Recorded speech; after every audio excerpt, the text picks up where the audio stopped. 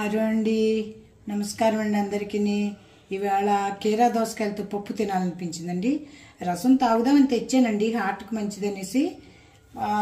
వినాయక చవితి నుంచి అట్ల నుంచి బద్ధకం వచ్చేసండి. సరే ఈ దోసకాయలు ఇలాగా ఈ విధంగా ఇందులో వేసేసి పప్పు వండేసుకున్నామండి. అందరికీ తినిపించేద్దాం, నేను ఒక్కతినే కదండి.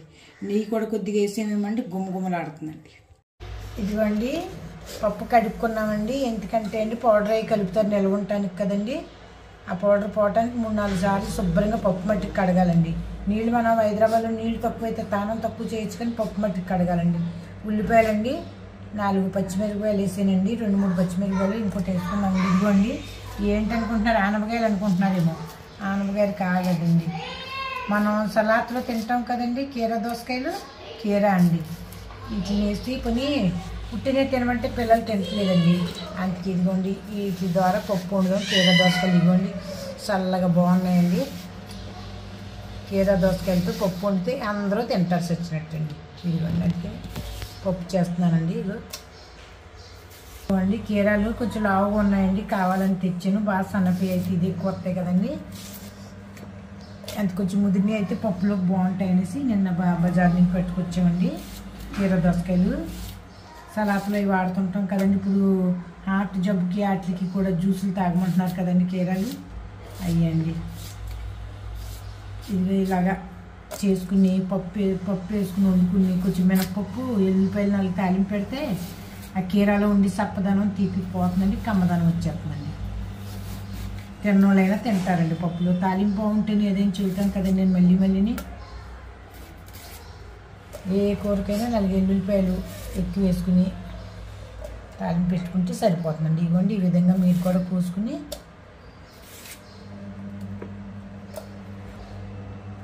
ఇదిగోండి కొద్దిగా పసుపు వేసి కుక్కర్ పెట్టేస్తే మీ ఇష్టం అండి. సాంబార్కి అయితే 3 సీటీలు, మా పప్పు అయితే మరి జంగారెడ్డిగూడెం పప్పు అవటాన్ని 1 సీటీ అండి. అందుకేనండి కీరా చూసారండి, పప్పు తక్కువ వేసానండి, నేను కీరాలు ఎక్కువ వేసుకుంటున్నానండి. ఏదో విధంగా కడుపు చల్లదనం అండి, కడుపు చల్లవ మంచిదండి. అరా సబ్జీ ఏదైనా తినటం మంచిది. ఇప్పుడు అరా సబ్జీ ఎవరో తినడానికి ఇష్టపడట్లేదండి. ఇదే మోసం చేప అయితే కంగారు పడిపోతారు ఇంట్లో అందరూ. ఇవాళ ఇది కదండి, ఎవరు తినడానికి అంత చూపించరు రుచి. అయినా తప్పదు, దీన్ని మనం క్వాలిటీగా వండితే వాళ్ళే తింటారు పిల్లలండి. రుచి అని కాదండి, పప్పులో కూడా 3 రకాల విటమిన్లు ఉంటాయండి. ఈ కీరా దోసకాయ అయితే ఎంత చలవో మీకు తెలుసు కదండి. ఇప్పుడు అందరికీ హార్ట్కి సంబంధించిన జబ్బులకి తాగమంటున్నారండి. కీరా, బూడిద గుమ్మడికాయ, ఆనపకాయ ఈ 3 కూడా వాడమని చెబుతున్నారు కదండి. వేసేద్దామండి, పప్పు తక్కువే కీరాలు ఎక్కువ వేసేస్తున్నానండి. మేము మట్టి కొంచెం బాగా ముద్ద అయితే అండి సాంబార్కి బాగుంటుందండి. మేము పలసన పప్పు వండుతాం కదండి, అంతకు మీకు ముద్దలా చూపిస్తున్నామండి. ఇవాళ మాకు అక్కడ బీహార్ స్టైల్ అలవాటు అయిపోయింది, పలసన పప్పు ఇష్టపడతారు, కానీ ఇది పలసన పప్పు బాగోదండి. దీంట్లో అలా కరివేపాకు, మినప్పప్పు, అదనక జీలకర్ర, ఆవాలు, ఎల్లుల్లిపాయలు ఎక్కువ వేసుకుంటే అండి మంచిదండి. ఎల్లుల్లిపాయల వల్ల మనకి చాలా బెనిఫిట్లు అండి. మళ్ళీ చెప్తున్నాను, బ్లడ్ క్లాట్లు అవి కట్టవండి. ఎల్లుల్లిపాయలు ఎక్కువ వాడండి. మళ్ళీ చెప్తున్నానండి. ఏదో తాలింపులో 2 రకాల ఫ్యాషన్గా చూసి మనం నేర్చుకున్నాం అనుకోండి, అది మంచిది కాదు శరీరానికండి. అందుకని మీరు కూడా మీ ఆరోగ్యాన్ని దృష్టిలో పెట్టి ఈ కూరలన్నీ చూసేమంటారు. నేను చూడలేదని అంటలేదండి, నేనేదో గొప్పగా చేస్తున్నాను, కొత్తగా చేస్తున్నాను.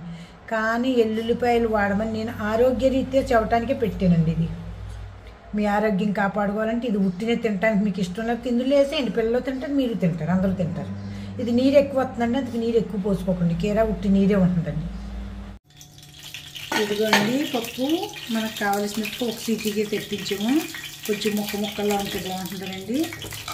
ఇదిగోండి పప్పు అయిపోయిన పప్పు. ఇదిగోండి ఎల్లుల్లిపాయలండి, ఎక్కువ వేయండి ఎల్లుల్లిపాయలు ఎప్పుడైనా సరే. మినప్పప్పు అండి, ఇది కూడా గమ్ముని ఆగదండి.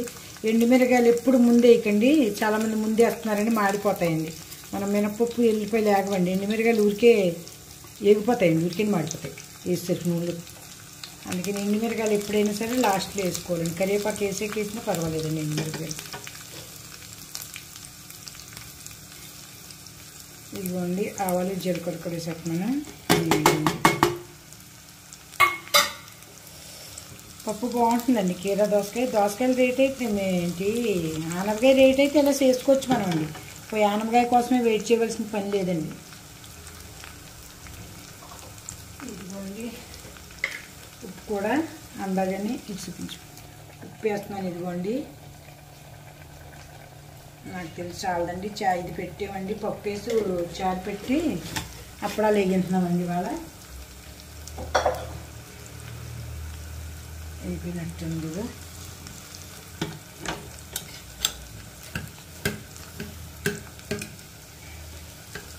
కరివేపాకు అండి.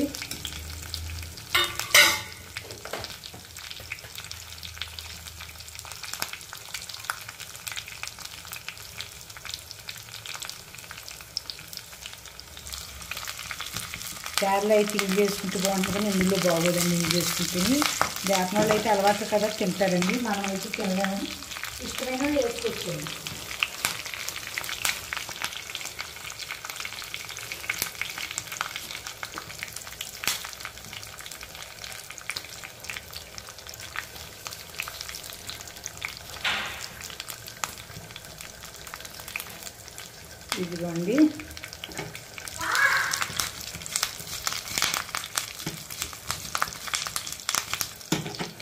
ఇదిగోండి మన పచ్చడికి నేగించి ఎండుమిరగలు ఉండిపోతే పడేయకూడదు ఏదినండి, మనం వాడేసుకొచ్చి నువ్వులే కదండి. ఇదిగోండి ఎండుమిరగలు వేస్తే పని అయితే అయిపోయింది. ఇంకా వేడి అన్నంలోకి ఆవకాయ ముక్క వేసుకునండి. వేసుకుని మాగాయక ఆవకాయ ఏదైనా పర్లేదండి. ఉసిరికాయ పచ్చడి కూడా చాలా మంచిదండి. మేము ఎక్కువ ఉసిరికాయ పచ్చడి కూడా వాడతామండి. ఇవే అన్నం వేడి ఉంటేనే బాగుంటాయండి. ఇదిగోండి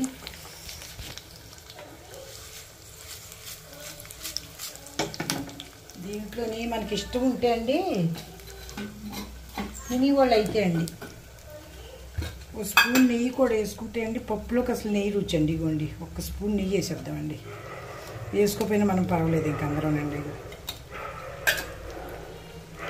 అసలు నెయ్యి తాలింపు బాగుంటుందండి. మరి కొంతమంది తినరు కదండి ఇంట్లోనే, వాళ్ళు తింటే వీళ్ళు తినరు, వీళ్ళు తింటే వాళ్ళు తినరు. ఎవరి అమ్మ కొడుకు ఒకళ్ళైనా ఒక ఇంట్లోనైనా భేదాలు ఒక రకంగా ఉండవు కదండి.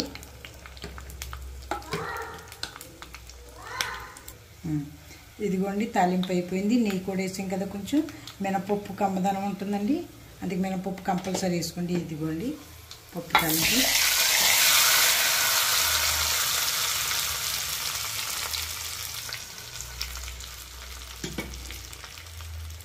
ఇదిగోండి అయిపోయిందండి. ఫైనల్గా మన పప్పుతో కీరా దోసకాయ పప్పు అయిపోయిందండి. ఆవకాయ వేసుకుని తినేద్దామండి. ఇంకా నేను ఒకటి తింటామండి. వాసన అయితే అబ్బా చాలా బాగుందండి.